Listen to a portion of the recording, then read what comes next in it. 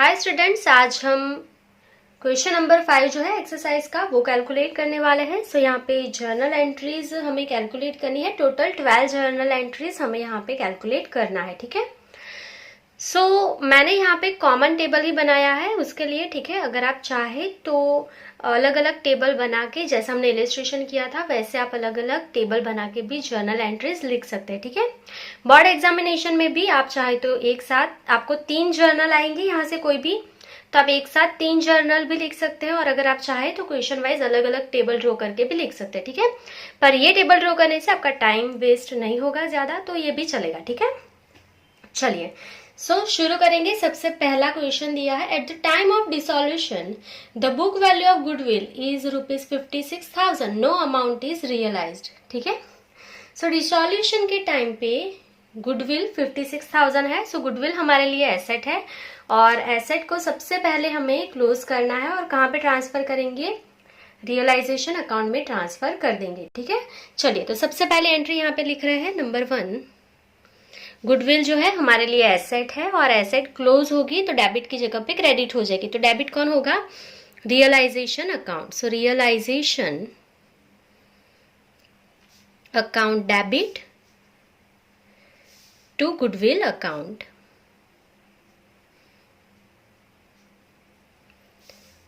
Book value कितनी है उसकी? 56,000। अभी जब हमने डिसोल्यूशन किया तो उसका पैसा नहीं मिल रहा है। ठीक है। यहाँ पे पहले बीइंग लिख लेंगे। Being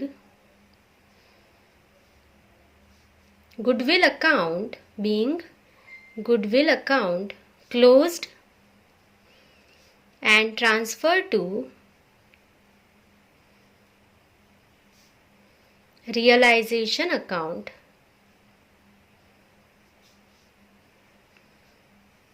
clear? ये पहली जर्नल थी। डिसोल्यूशन के टाइम पे इसको सेल करने से कुछ भी नहीं मिला। ठीक है। तो अगर आप चाहे तो यहाँ पे नो एंट्री लिख सकते हैं। ठीक है। मैं नहीं लिख रही हूँ यहाँ पे क्योंकि इसकी रियलाइजेबल वैल्यू कुछ भी नहीं है, तो सेकेंड एंट्री नहीं होगी। ठीक है। कैश बैंक की जो एंट्री होती है जब पैसा मिलता इसका, तो इसकी एंट्री होती है। यहाँ पे तो रियलाइजेबल वैल्यू 0 है, कुछ भी नहीं मिला सेल करने से। ठीक है। तो इसकी एक ही जर्नल होगी। अगर आप चाहे तो यहाँ पे लिख सकते हैं सेकंड में कि no entry will be pass, because हमें कुछ भी पैसा नहीं मिला इसका। चलिए, ये फर्स्ट जर्नल कंप्लीट हो गई है। अभी हम सेकंड क्वेश्चन देखेंगे।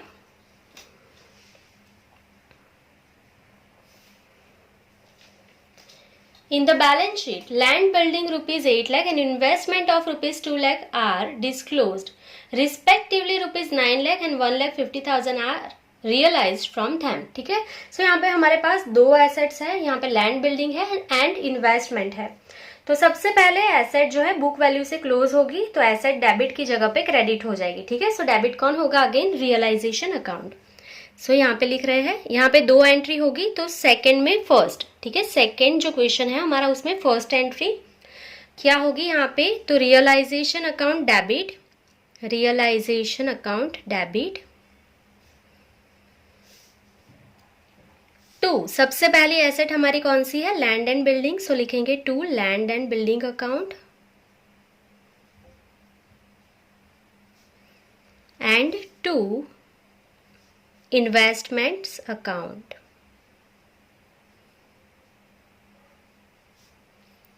बुक वैल्यू से क्लोज करना है। लैंड बिल्डिंग की बुक वैल्यू 8 लाख है, ये मैंने आपको सिखाया है। जो पहले दी है वो हमारी बुक वैल्यू है और इन्वेस्टमेंट जो है वो 2 लाख है। ठीक है। टोटल कितनी हो जाएगी? रियलाइजेशन में 10 लाख चले जाएंगे। ठीक है। Being land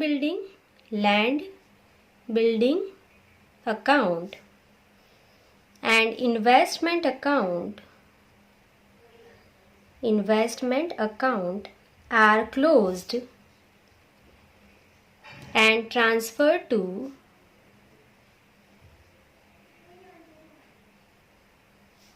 realization account. ये पहली जर्नल जो है वो हमारी कंप्लीट हो गई है। अभी आपको आगे क्या बोला है यहाँ पे कि इसको सेल करने से जो पैसा मिला है आपको, ठीक है, वो आपको दे दिया है रियलाइजेबल वैल्यू इसकी। तो यहाँ पे सेकेंड एंट्री क्या होगी? एसेट आप सेल करेंगे, पैसा मिलेगा। पैसा अगर मिल रहा है तो कैश बैंक अकाउंट क्या होगा? डेबिट होगा। सो यहाँ पे हम लिख रहे हैं कैश और बैंक अकाउंट डेबिट, कैश और bank account debit to realisation account. ठीक है, ये पैसा कहाँ जाएगा? रियलाइजेशन अकाउंट में। चलिए, बुक में आपको दे दिया है जो अमाउंट आपको रियलाइज हुई है वो 9 लाख एंड 1,50,000 है। सो सिंपली आपको यहाँ पे लिख लेना है 9 लाख प्लस 1,50,000। सो टोटल आपको कितनी अमाउंट मिली है यहाँ पे? 10,50,000, 10,50,000। क्लियर? चलिए, सो यहाँ पे हम बीइंग लिख लेंगे, being amount realised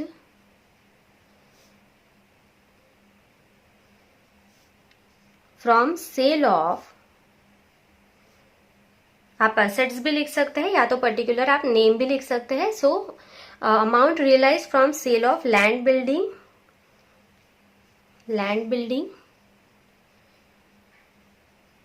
and investment.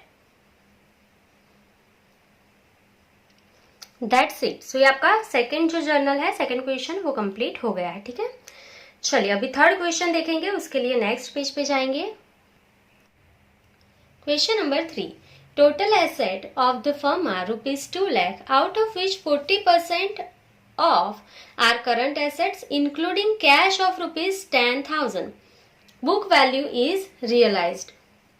सो यहाँ पे हमें बोला है कि टोटल एसेट जो है फर्म की वो 2 लाख है, पर उसमें से 40% करंट एसेट है। ठीक है, उसमें 10,000 जो है वो कैश है। तो आपको पता है कि आपको यहाँ पे वर्किंग नोट्स कैलकुलेट करना पड़ेगा। ठीक है, तभी आपको पता चलेगा कि फिक्स एसेट कितनी है और करंट एसेट जो है वो कितनी है। पर आप वर्किंग नोट्स नहीं कैलकुलेट करना चाहते तब भी आप यहाँ पे डायरेक्टली कैलकुलेट कर सकते हैं। तो मैं यहाँ पे आपको डायरेक्टली दिखा रही हूँ कि आप कैसे कैलकुलेट कर सकते हैं। ठीक है, सो वर्किंग नोट्स वाला सीखना है तो मैंने आपको ऑलरेडी इलिस्ट्रेशन में सिखा दिया है, वहां से देख सकते हैं। इलिस्ट्रेशन नंबर 1 में मैंने सिखाया है आपको। ठीक है, चलिए, तो यहाँ पे मैंने लिखा है 3, उसमें नंबर 1। यहाँ पे 2 जर्नल होगी। सबसे पहले हमें जो हमारी fix asset and current asset है उसको क्लोज करना है एंड ट्रांसफर करना है। ठीक है, रियलाइजेशन अकाउंट में। सो एसेट्स क्लोज होगी तो वो क्रेडिट हो जाएगी, तो डेबिट कौन होगा? Realisation account. सो यहाँ पे हम लिख रहे हैं realization account debit, realisation account debit to fix assets account, to fixed assets account and to current assets account, to current assets account। चलिए, सो यहाँ पे हमें बोला है कि टोटल जो है वो 2 लाख है। ठीक है, एसेट टोटल 2 लाख है, उसमें से 10,000 जो है वो कैश है। तो सबसे पहले मैंने यहाँ पे क्या किया? 2 लाख माइनस 10,000 कैश, क्योंकि कैश नहीं जाएगी, उसके अलावा सारी एसेट्स जो है वो रियलाइजेशन अकाउंट में जाएगी। सो यहाँ पे कितनी होंगी अमाउंट? 1,90,000। क्लियर? चलिए आगे क्या करना है अभी।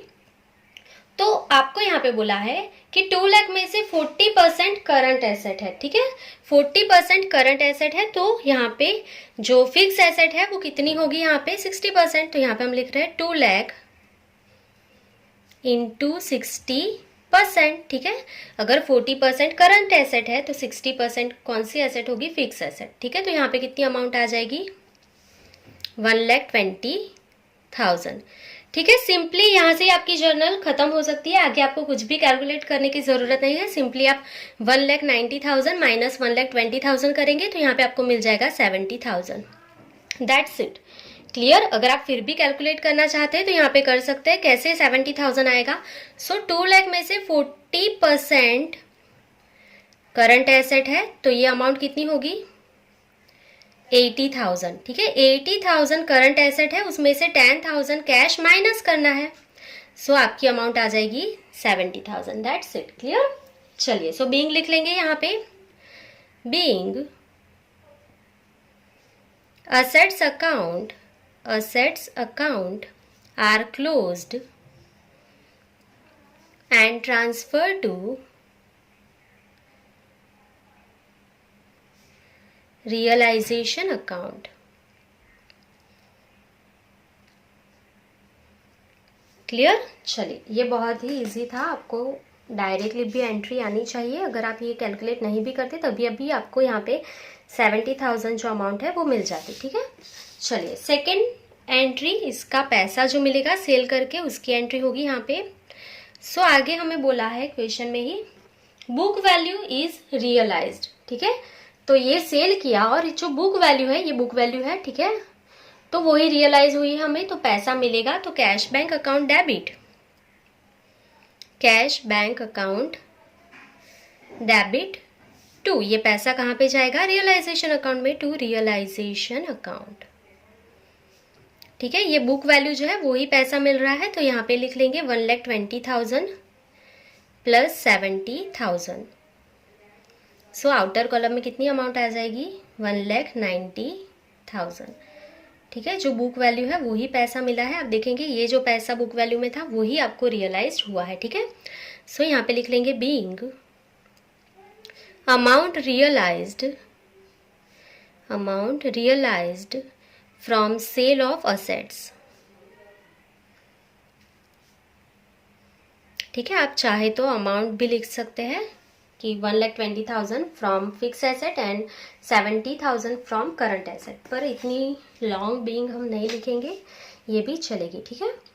चलिए, सो यहाँ पे थर्ड नंबर का जो क्वेश्चन है वो कंप्लीट हो गया है। अगर आपको यही एग्जाम में आता है 1, 2 एंड 3, तो इतना लिखने से आपका सम कंप्लीट हो जाएगा, ठीक है। चलिए आगे देखेंगे question number 4। Goodwill is not disclose in the books. देखो गुडविल बुक में नहीं है तो आपकी फर्स्ट जर्नल जो है वो नहीं होगी, गुडविल आपकी बुक में है ही नहीं, तो उसको क्लोज कैसे करेंगे आप, ठीक है। तो फर्स्ट जर्नल आपकी नहीं होगी।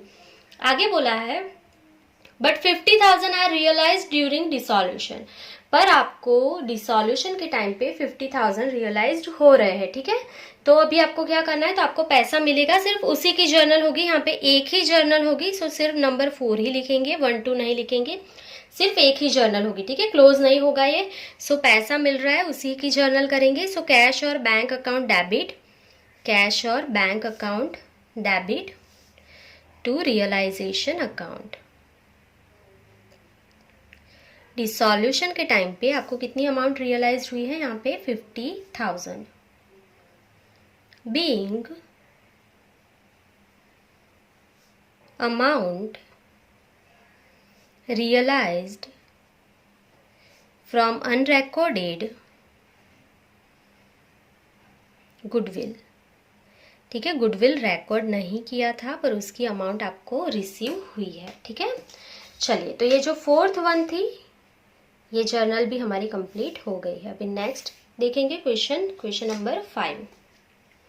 The value of laptop is ₹35,000, one partner has taken it for ₹25,000। तो सबसे पहले देखना है लैपटॉप बुक में कितने का था, 35,000 का है, ठीक है। तो इसे पहले क्लोज कर देंगे। यहाँ पे 2 जर्नल होगी, पहले लैपटॉप क्लोज होगा बुक वैल्यू से, उसके बाद पार्टनर लेके जा रहा है उसकी एंट्री करेंगे, ठीक है। सो यहाँ पे मैंने लिखा है नंबर 5, उसमें पहली एंट्री, ठीक है। लैपटॉप एसेट है, एसेट क्लोज होगी तो क्रेडिट हो जाएगी, तो डेबिट कौन, रियलाइजेशन अकाउंट। सो यहाँ पे हम लिख रहे हैं realization account debit to laptop account. और कितने की वैल्यू आपको दी हुई है यहाँ पे, 35,000।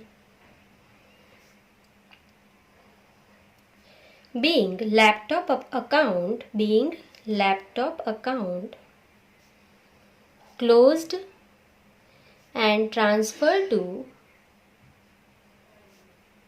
realization account, ठीक है। लैपटॉप जो है उसका अकाउंट हमने क्लोज कर दिया है और ट्रांसफर कर दिया है रियलाइजेशन अकाउंट में। सो ये पहली जर्नल कंप्लीट हो गई है। अभी सेकेंड जर्नल हमें क्या करनी है, तो one partner has taken it for 25,000 rupees. तो अगर हम ये सेल कर देते एसेट तो हमें पैसा मिलता, ठीक है, पर हमने सेल नहीं किया, पार्टनर लेके जा रहा है, तो हम पैसा किसके पास से लेंगे, पार्टनर के पास से लेंगे। सो रिस्पेक्टिव पार्टनर, यहाँ पे कोई भी नेम नहीं लिखा है, सो हम रिस्पेक्टिव पार्टनर लिख लेंगे, respective partners capital account debit to, अभी यहाँ पे क्या लिखेंगे, कहाँ पे जाएगा ये पैसा, रियलाइजेशन अकाउंट में, टू रियलाइजेशन अकाउंट, ठीक है। ये पैसा हम पार्टनर के कैपिटल अकाउंट में से ले लेंगे, क्लियर। चलिए बीइंग लिख लेंगे, बीइंग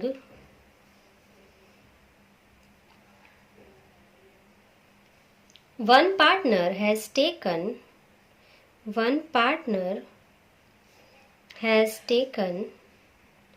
laptop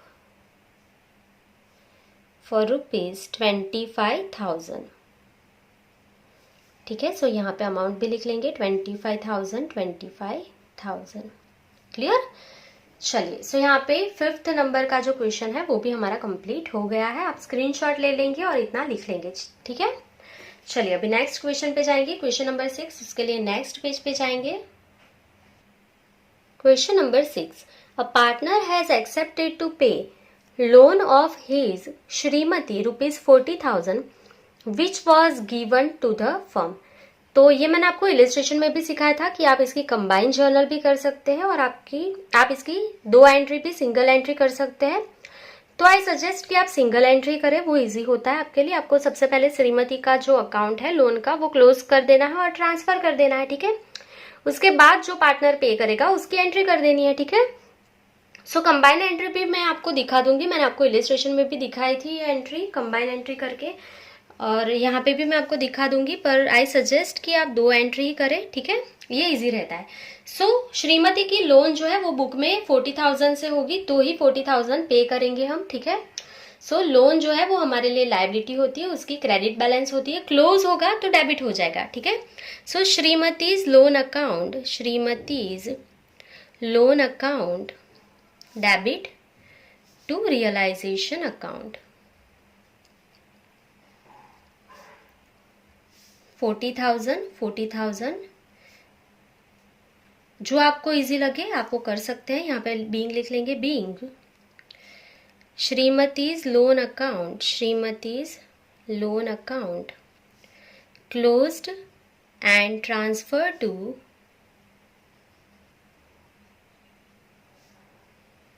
रियलाइजेशन अकाउंट. ठीक है, चलिए, सो ये फर्स्ट जर्नल जो है वो हो गई है हमारी.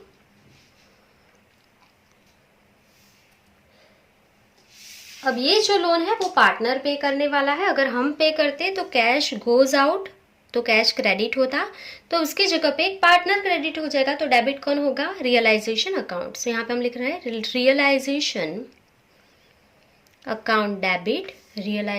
अकाउंट डेबिट टू, यहाँ पे किसी भी पार्टनर का नेम नहीं दिया है हमें. सो टू रिस्पेक्टिव पार्टनर्स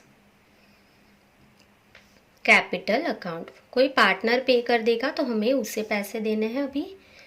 ठीक है, उसके अकाउंट में हम क्रेडिट कर लेंगे 40,000. Being one partner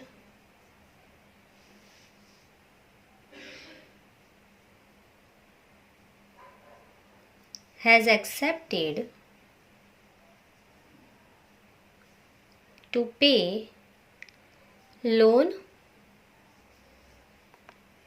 of his Shrimati. Clear? चलिए, तो पार्टनर श्रीमती को पे कर देगा, उसकी वाइफ को हम पार्टनर को पे कर देंगे. क्लियर? सो ये क्वेश्चन नंबर 6 हो गया है. अगर आप इसकी कंबाइंड जर्नल करना चाहते हैं तो आप क्या कर सकते हैं, यहाँ पे देखेंगे रियलाइजेशन क्रेडिट हुआ है 40,000 से, यहाँ पे रियलाइजेशन डेबिट हुआ है. तो कंबाइंड क्या कर सकते हैं, Shrimati's loan account debit to one partners capital account to respective partners capital account. ठीक है, ये आप कंबाइन एक ही जर्नल यहाँ पे कर सकते हैं. तो आपको जो ठीक लगे आप कर सकते हैं, कोई इश्यू नहीं है, दोनों राइट ही है. ठीक है, चलिए नेक्स्ट क्वेश्चन देखेंगे. Question number 7, income tax liability is now payable ₹30,000. It is not recorded in the books. आपको क्लियरली बोला है कि वो बुक में रिकॉर्ड नहीं है, पर आपको पे करनी है. अभी इनकम टैक्स की जो लायबिलिटी है वो हमें पे करनी होती है, तो एक ही जर्नल होगी. ठीक है, बुक में तो लिखा ही नहीं है तो क्लोज नहीं होगा. तो लायबिलिटी पे करेंगे तो कैश और बैंक बैलेंस कम होगा, गोज आउट. तो आप क्रेडिट करेंगे तो डेबिट कौन होगा, realisation account debit to cash और बैंक अकाउंट. और अमाउंट कितनी है 30,000. being unrecorded income tax is paid। ठीक है, जो भी अनरिकॉर्डेड इनकम टैक्स था वो हमने पे कर दिया है। इसकी सिंगल जर्नल ही होगी क्योंकि ये बुक में नहीं लिखा था।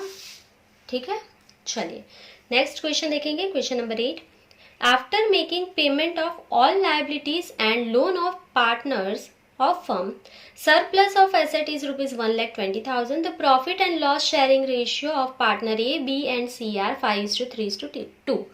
सो ये बहुत ही ईजी है, मैंने आपको सिखाया है कि आपने लाइबिलिटीज सारी पे कर दी है, उसके बाद भी पैसा बचता है 1,20,000, तो ये आपके लिए प्रॉफिट है। और प्रॉफिट पार्टनर को क्रेडिट साइड मिलता है, कैपिटल में क्रेडिट होता है। तो डेबिट कौन होगा, ये प्रॉफिट कहाँ से आएगा, रियलाइजेशन से। ठीक है, सो प्रॉफिट है तो कैपिटल अकाउंट क्रेडिट ही होता है, लॉस है तो कैपिटल अकाउंट डेबिट होता है पार्टनर्स के। ठीक है, चलिए तो ये हम 5th लेसन से सीखते आ रहे हैं तो आपको पता है। सो रियलाइजेशन में से ये प्रॉफिट आएगा। So realisation account debit to A's capital, अगर कैपिटल अकाउंट है तो कैपिटल में जाएगा, नहीं है तो करंट में जाएगा, कैपिटल और current account. To B's capital और current account. To C's capital और करंट अकाउंट। जो प्रॉफिट है फर्म का वो यहाँ पे हमें दिया है 1,20,000, उससे डिस्ट्रीब्यूट कर देंगे हम। रेशियो क्या है, 5:3:2 में। टोटल क्या होगा 10। ठीक है, सो डिस्ट्रीब्यूट कर लेंगे 1,20,000 divide by 10 into 5 is equals to 60,000। अरे यहाँ पे लिख लिया मैंने, यहाँ पे लिखना था 60,000। 3 is equals to 36,000 and 2 is equals to 24,000। ठीक है, चलिए यहाँ पे तो 1,20,000 आएगा टोटल प्रॉफिट। ठीक है, चलिए सो ये डिस्ट्रीब्यूट हो गया है 60,000, 36,000 एंड 24,000। बीइंग लिख लेंगे, being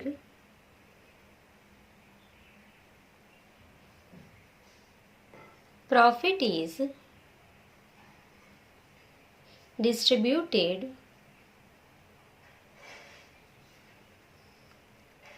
to partners in their P&L ratio। ठीक है, जो भी प्रॉफिट है वो हमने P&L रेशियो में डिस्ट्रीब्यूट कर दिया है। सो यहाँ पे हमारा क्वेश्चन नंबर 8 जो है कंप्लीट हो गया है। इसकी भी सिंगल जर्नल ही होती है। ठीक है, चलिए अभी नेक्स्ट क्वेश्चन पे जाएंगे, क्वेश्चन नंबर 9। उसके लिए नेक्स्ट पेज पे जाएंगे।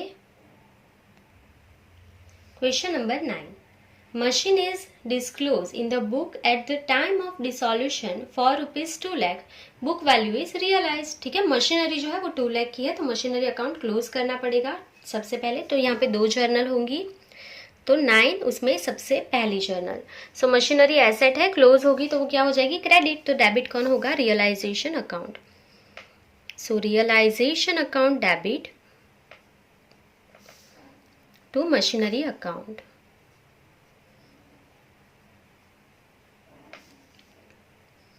अमाउंट कितनी है, 2 lakh.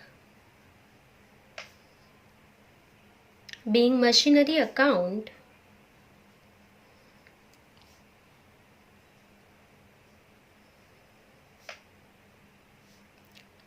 closed and transfer to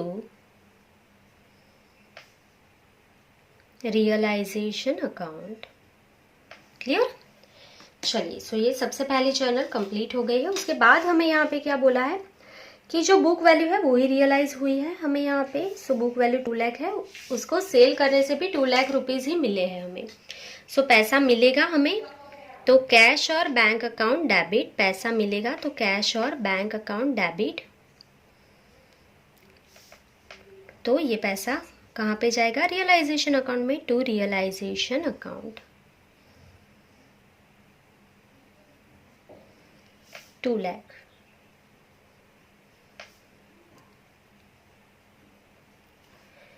being amount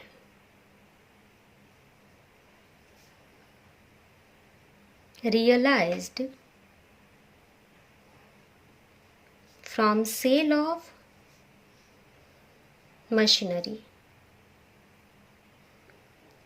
ठीक है, मशीनरी सेल करने से हमें जो अमाउंट मिली है उसकी जर्नल लिखी हमने। सो ये 9th वन क्वेश्चन हमारा कंप्लीट हो गया है। अभी हम नेक्स्ट क्वेश्चन देखेंगे, question number 10। Question number 10, one partner has accepted responsibility to undertake dissolution procedure. In the return of it, decided to pay remuneration of rupees 20,000.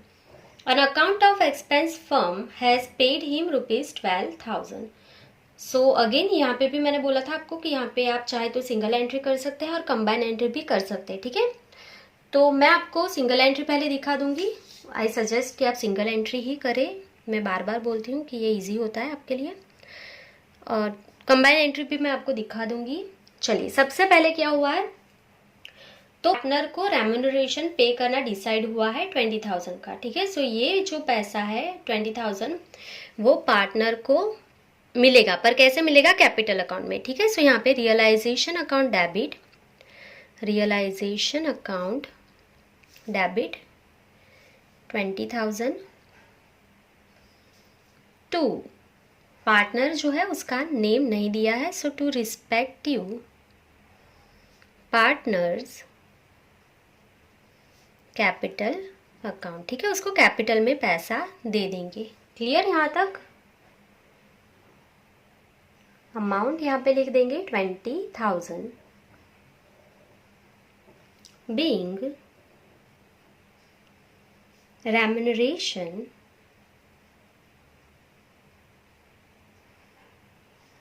become payable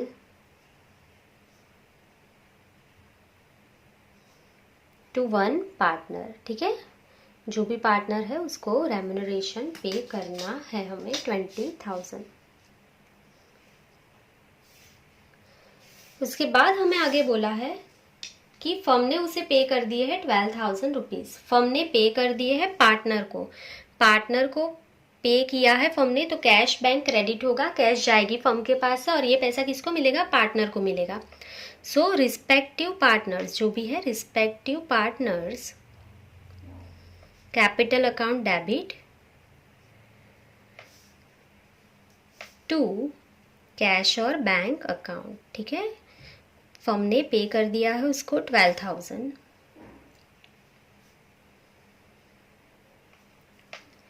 being dissolution expense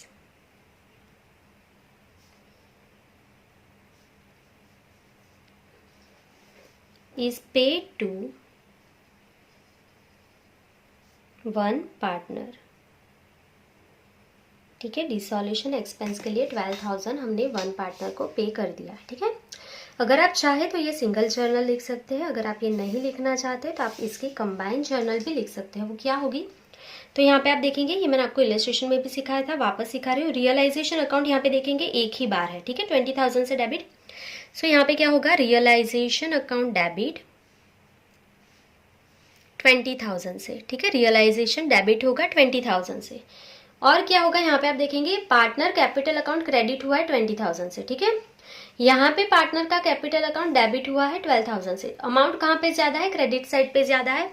so 20,000 minus 12,000, तो उसको और कितने पैसे देने हैं, अभी 8,000 देने हैं। ठीक है, so to respective partners capital account 8,000, ये 8,000 क्रेडिट होगा, और कैश में आपने पे किया है टू कैश बैंक 12,000।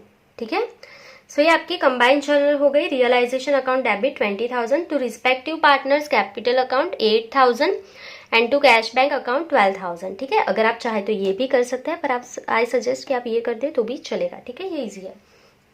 चलिए, सो क्वेश्चन नंबर 10 कंप्लीट हो गया है। अभी हम नेक्स्ट क्वेश्चन देखेंगे, question number 11। There are debtors of rupees 1,20,000 and creditors of rupees 60,000 at the time of dissolution of firm.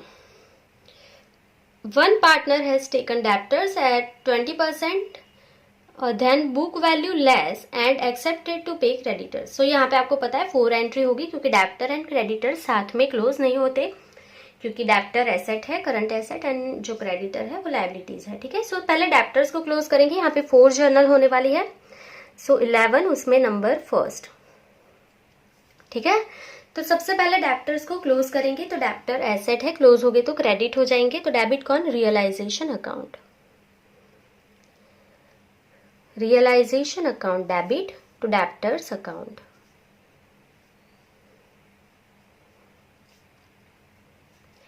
So debtors कितने हैं यहाँ पे? 1,20,000। Being debtors account, being debtors account are closed and transferred to realization account। Clear? चलिए, so यहाँ पे debtors close हो गए हैं। अभी सेकेंड जर्नल में हमें क्या क्लोज करना है? क्रेडिटर को क्लोज करना है। सो क्रेडिटर हमारे लिए लायबिलिटी होते हैं, लायबिलिटीज की क्रेडिट बैलेंस होती है, क्लोज करना है तो डेबिट हो जाएंगे। So creditors account debit to realisation account.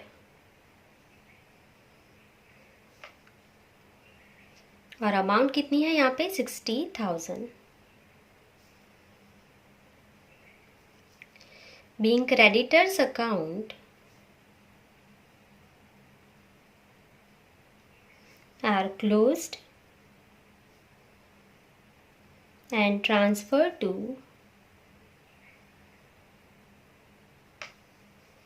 realization account। Clear? चलिए, सो यहाँ पे first and second journal complete हो गई है। अभी थर्ड एंड फोर्थ होगी, इसकी रियलाइजेबल वैल्यू होगी डेप्टर्स की, मतलब डेप्टर्स के जो पैसे मिले हैं 20% लेस। ठीक है, तो उसकी जर्नल करेंगे, उसके लिए नेक्स्ट पेज पे जाएंगे। आप इसका स्क्रीनशॉट लेके इतना लिख लेंगे। ठीक है, सो आगे हमें यहाँ पे बोला है कि one partner has taken debtors at 20% less than book value. ठीक है, सो यहाँ पे थर्ड जर्नल होगी कि डेप्टर्स जो है उसके हमें पैसे मिलने वाले हैं पर 20% लेस मिलेंगे। ठीक है, और ये पैसे हमें नहीं मिलेंगे, कोई पार्टनर इसको ले रहा है। ठीक है, सो जो भी पार्टनर ले रहा है, अगर हमें मिलते तो कैश बैंक डेबिट होता, हमें नहीं मिल रहे तो पार्टनर के पास हम लेंगे। ठीक है, सो पार्टनर के कैपिटल या करंट अकाउंट में से ले लेंगे। सो रिस्पेक्टिव पार्टनर्स कैपिटल और करंट जिसमें भी होगा, जो भी अकाउंट होगा उसमें से हम ले लेंगे कैपिटल और current account debit to realisation account. So debtors जो है वो 1,20,000 थे, उसमें से 20% हमें अमाउंट कम मिलेगी। ठीक है, सो कितने पैसे मिलेंगे यहाँ पे? सिर्फ 96,000। ठीक है, सो बीइंग लिख लेंगे यहाँ पे, being one partner accepted debtors at 20% less than book value। ठीक है, जो पार्टनर है उसने डेप्टर्स ले लिए हैं 20% कम वैल्यू में। ठीक है, और क्रेडिटर को पे कर देगा। ठीक है, क्रेडिटर को पे कर रहा है तो यहाँ पे फोर्थ जो जर्नल है वो क्या होगी? सो अगर हम पे करते तो कैश बैंक क्रेडिट होगा, पे कौन कर रहा है? पार्टनर, तो पार्टनर का कैपिटल या करंट अकाउंट क्रेडिट हो जाएगा। तो डेबिट कौन होगा? Realisation account. Realisation account debit to partners, to respective partners. Capital होगा तो कैपिटल अकाउंट में ले लेंगे और करंट होगा तो करंट में पैसा दे देंगे।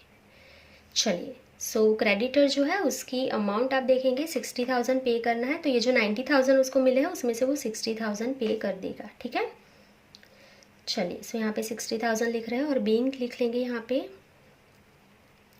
Being one partner has accepted to pay creditors, ठीक है, क्रेडिटर्स को एक पार्टनर पे कर देगा। सो यहाँ पे क्वेश्चन नंबर जो 11 था हमारा, उसकी 4 जर्नल कंप्लीट हो गई है, ठीक है। चलिए आगे देखेंगे last question, question number 12। The profit and loss sharing ratio between partners R B and I is raised to 2:1। Undertake the disposal of following balances. Number 1 general reserve 18,000, debit balance of profit and loss account 12,000 and workman accident compensation fund 18,000, ठीक है। So यहाँ पे आप चाहे तो 3 journal single entry कर सकते हैं, पर फिर ये बहुत ज़्यादा हो जाएगा। तो आई सजेस्ट कि अगर 2 क्रेडिट बैलेंस है या 2 डेबिट बैलेंस है तो हम उसकी कंबाइंड जर्नल कर ले, ठीक है। ये सेम जर्नल हमने 4th लेसन में भी सीखा है, तो आपको ये आता ही है। 4th लेसन में जो सीखा था वही है, तो चेक कर लेंगे और कंबाइंड जर्नल करेंगे, ठीक है। कंबाइंड जर्नल करने वाले अभी हम सबसे पहले दिया है जनरल रिजर्व। तो आपको पता है जनरल रिजर्व की क्रेडिट बैलेंस होती है। देखो मैं आपको समझा रही हूँ कैसे आपको सीखना है। सबसे पहले जनरल रिजर्व दिया है, तो यहाँ पे मैं लिख रही हूँ क्रेडिट बैलेंस होती है, ठीक है इसकी। उसके बाद आपको दिया है debit balance of profit and loss account, मतलब उसकी तो डेबिट ही बैलेंस है जो सेकंड वन है। थर्ड वन दिया है वर्कमैन एक्सीडेंट कंपेंसेशन फंड, ये फंड है तो उसकी क्रेडिट बैलेंस है, मतलब फर्स्ट एंड थर्ड जो है उसकी क्रेडिट बैलेंस है, तो हम उसको फर्स्ट एंड थर्ड जो है उसको कंबाइन कर देंगे। तो सारी रिजर्व्स जो है उसकी क्रेडिट बैलेंस होती है। अगर हम उसे क्लोज करना चाहते हैं तो क्या करेंगे, डेबिट कर देंगे, ठीक है, ऑपोजिट कर देंगे, मतलब डेबिट कर देंगे। सो नंबर 12 उसमें फर्स्ट, ठीक है। आप चाहे तो 3 जर्नल कर सकते हैं, पर मैं कंबाइन ही कर रही हूँ, यहाँ पे फर्स्ट एंड थर्ड को कंबाइन कर रहे हैं। चलिए तो सबसे पहले क्या दिया है, जनरल रिजर्व। सो यहाँ पे लिख रहे हैं जनरल रिजर्व अकाउंट डेबिट,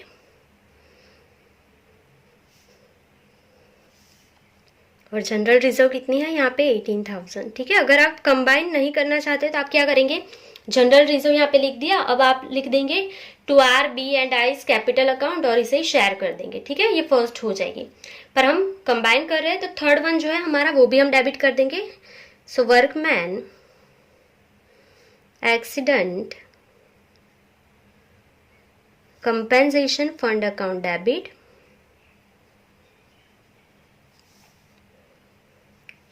उसकी जो अमाउंट है वो भी 18,000 है, ठीक है। ये पैसा कौन ले लेगा, पार्टनर ले लेगा, आपको यहाँ पे पता होना चाहिए। ये जो रिजर्व होती है एक्यूमुलेटेड रिजर्व, ये पार्टनर पैसा लेगा, आप गलती से रियलाइजेशन अकाउंट में ना लिख दी इसे, ठीक है। चलिए सो यहाँ पे 3 पार्टनर है आर बी एंड आई। सो यहाँ पे हम लिख रहे हैं 2 hours capital account, 2 B's capital account and 2 I's capital account. सो इनका जो रेशियो है P&L का वो हमें दे दिया है 3:2:1, ठीक है। सो इन दोनों का टोटल करेंगे 36,000, इससे हम शेयर कर देंगे 3:2:1 में। So 36,000 divide by 6 into 3 is equals to 18,000, 2 is equals to 12,000 and 1 is equals to 6,000, ठीक है। ये बहुत ही इजी था। अगर आप कंबाइन एंट्री नहीं कर रहे हैं तो आपको जनरल रिजर्व पहले 18,000 को शेयर करना है 3:2:1 में, और थर्ड एंट्री में workman accident compensation fund debit 18,000 to R B and I's capital account 3:2:1, ठीक है। तो ये भी आप अलग अलग करना चाहें एंट्री तो कर सकते हैं, ठीक है। चलिए सो यहाँ पे बीइंग लिख लेंगे, बीइंग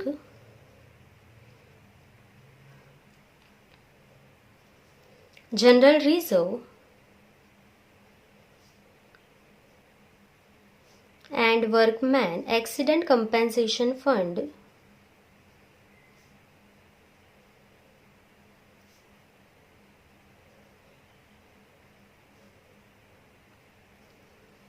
is transferred to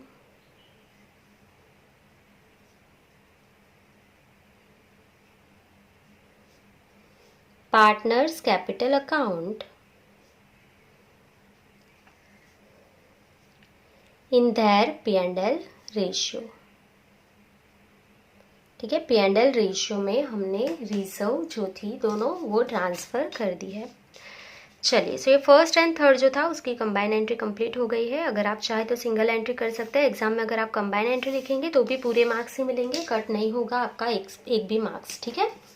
चलिए, अभी जो सेकेंड वन है हमारा debit balance of P&L account, ये हमारा लॉस होता है। लॉस डेबिट बैलेंस होती है, क्लोज होगा तो क्रेडिट हो जाएगा। तो डेबिट कौन हो गए? 3 partner. So R's capital account debit, B's capital account debit,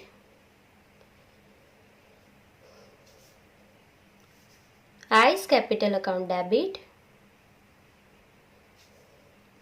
to P&L account. Bracket में आप चाहे तो लिख सकते हैं, ये लॉस है, ठीक है।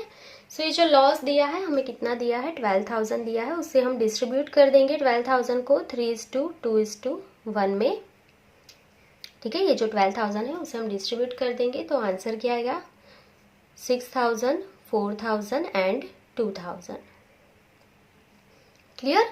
चलिए, सो बीइंग लिख लेंगे। Being debit balance of P&L account is transferred to partners capital account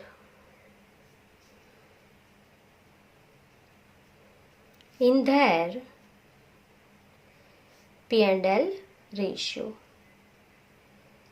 That's it. सो यहाँ पे आपका क्वेश्चन नंबर 12 जो था वो पूरा कंप्लीट हो गया है और यहाँ पे हमारा क्वेश्चन नंबर पूरा 5 जो है एक्सरसाइज का वो भी कंप्लीट हो गया है, ठीक है। सो आप इसकी सिंगल एंट्री भी लिख सकते हैं, कंबाइन भी लिख सकते हैं। दोनों के आपको 3 मार्क्स ही मिलेंगे अगर ये 3 मार्क्स में क्वेश्चन आता है तो, ठीक है। ये पूरी जर्नल। सो आई होप कि आपको पूरा समझ में आ गया है। अगर आपको कोई भी डाउट है अभी भी तो आप कमेंट सेक्शन में कमेंट कर सकते हैं। Thank you for watching.